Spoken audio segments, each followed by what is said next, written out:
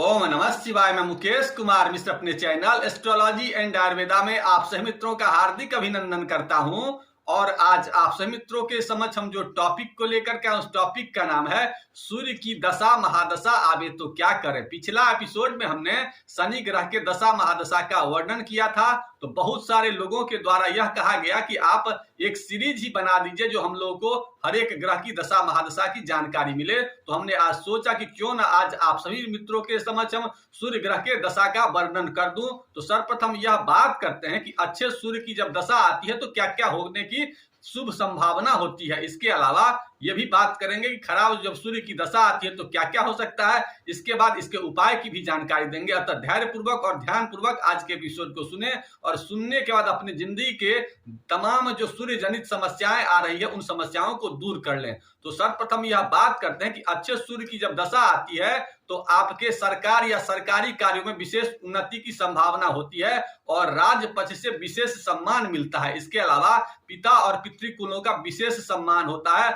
और आपकी नजदीकियां पितृकुलों से विशेष रूप से बढ़ जाती है। इसके अलावा विद्या जनित जितनी भी समस्याएं होती है अब सब समाप्त हो जाती है और विद्या का विशेष रूप से फल आपको मिलता है, जिसके कारण आपको सरकार या सरकार में नौकरी की संभावना विशेष रूप से देखने को मिलती है।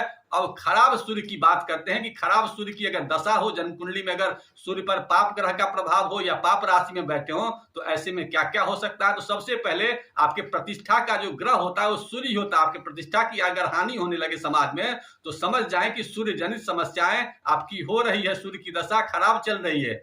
इसके अलावा अगर आपको लगे कि गर्मी ज्यादा महसूस हो रही है तो समझ जाएं कि खराब सूर्य के ही दशा के कारण ऐसा हो रहा है। इसके अलावा आपके शरीर में विटामिन डी की कमी हो जाए, इसके अलावा पित्त का असंतुलन बढ़ने लगे, सरकारी कर्जों के कारण विशेष परेशानी की संभावना होने लगे, इसके अलावा पिता की तबीयत खराब होने लगे, पितृकुल से संबंध खराब हो जाए तो समझ जाएं कि आपके खराब सूर्य ग्रह की दशा आ रही है। इसके अलावा सूर्य ग्रह आपके ऊर्जा के लेवल को भी देखता है तो ऊर्जा की कमी हो जाए, पाचन तंत्र का भी विशेष ग्रह सूर्य है, पाचन तंत्र में खराबी होने लगे तो समझ जाएं कि खराब सूर्य की दशा आ रही है।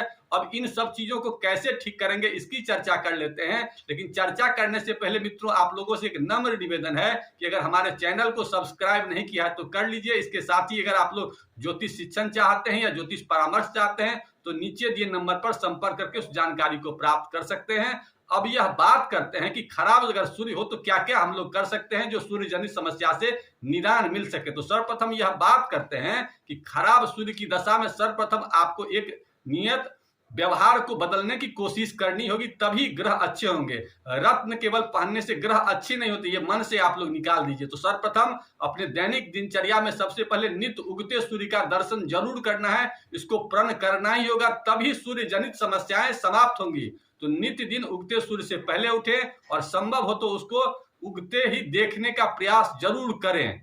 अगर 5 मिनट से 10 मिनट अगर उगते सूर्य को देखेंगे, क्योंकि सूर्य के पास सभी ग्रहों की किरणें होती है, सब कलर उसके पास होता है, तो जितने भी कलर हैं उस सब को जो कलर देता है वो सूर्य ही देता है। इसलिए सूर्य को अगर देखेंगे तो सभी ग्रहों के दशा महादशा अच्छे आप कर सकते हैं। इसलिए नित्य दिन उगते सूर्य को देखना प्रथम कार्य है। इसके अलावा आप अपने भोजन में ऐसा चीज खाइए जो पाचन को विशेष रूप से मदद करे, क्योंकि पाचन तंत्र पर सूर्य का विशेष प्रभाव होता है। तो जितना देर सूर्य उगता हो उस बीच में ही अपने भोजन को खाने का प्रयास कीजिए तो अति उत्तम है, नहीं तो लेट नाइट ज्यादा न खाइए। इसके अलावा अपने भोजन में मीठा सामान में विशेषतः गुड़ का ज्यादा से ज्यादा प्रयोग किया कीजिए। चीनी का जो प्रयोग करते हैं तो उससे सूर्य कमजोर होता है। इसके अलावा रविवार को नमक का प्रयोग कम करिए और अपने भोजन में गाजर की मात्रा को बढ़ाइए। इसके अलावा आप शिमला मिर्च की मात्रा को बढ़ाइए और कभी कभी आप काजू का भी प्रयोग करेंगे तो इससे भी आपके सूर्य ग्रह अच्छे होंगे। इसके अलावा 2-3 उपाय हम विशेष बता देते हैं कि आप लोगों को क्या करना है। अब आप लोगों को एक विशेष उपाय बता देता हूं, उस उपाय को लिख लीजिए। सबसे पहले आपको 2 चीज का इंतजाम करना है, एक नारंगी रंग के सूती धागे का इंतजाम करना है और दूसरा या तो मदार की जड़ का इंतजाम करना है। और मदार न मिले तो ऐसे पोजीशन में बेल की जड़ का इंतजाम करना है। दोनों को आपको क्या करना है कि सुबेरे सूर्योदय के समय सूर्य के रोशनी में वहां पर रखना है और रखने के बाद वहां पर बैठ जाना है। और बैठने के बाद आपको या तो गायत्री मंत्र का जप 108 बार कीजिए, नहीं तो ओम घृणी सूर्याय नमः स्वाहा इस मंत्र का जप आपको 108 बार करना है। और 108 बार करने के बाद उसको लाल पुष्प से धूप दीप और अगर संभव हो या तो घी के दिया से दीपक जलाइए या नहीं तो सूरजमुखी का अगर तेल मिल जाए तो उससे आप बढ़िया से उसको दर्शन करा दीजिए। और उसके बाद उसको क्या कीजिए कि आप उधी के सामने सूर्य के सामने या तो पिता से उस लकड़ी को अपने शरीर में धारण कर लीजिए या नहीं तो किसी बुजुर्ग आदमी से उसको धारण कर लीजिए। ऐसा आप करेंगे तो सूर्य जनित जितनी भी समस्या है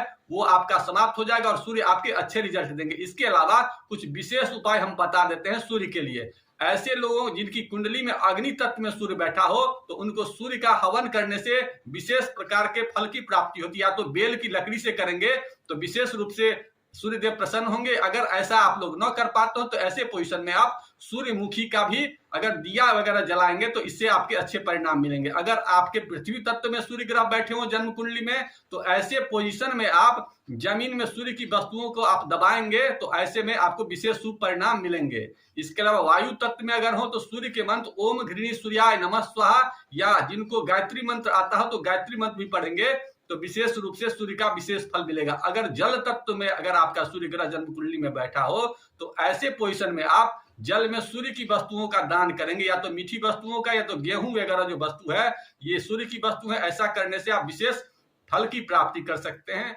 इन उपायों को करने से आप महसूस करेंगे कि ग्रह जनित जितनी ही बाधाएं हैं वो समाप्त हो रही हैं और अच्छे दिन की शुरुआत हो रही है। इन्हीं बातों के साथ आज के एपिसोड को यहीं समाप्त करते हैं। पोस्ट अच्छा लगा तो लाइक करिए और मन में किसी प्रकार की सवाल हो या कोई शिकायत हो तो उसे नीचे कमेंट बॉक्स में डालिए। मैं उन शिकायतों को देख करके उसका निराकरण करने की पूर्ण कोशिश करूंगा। आप लोगों ने वीडियो देखा इसके लिए बहुत बहुत धन्यवाद।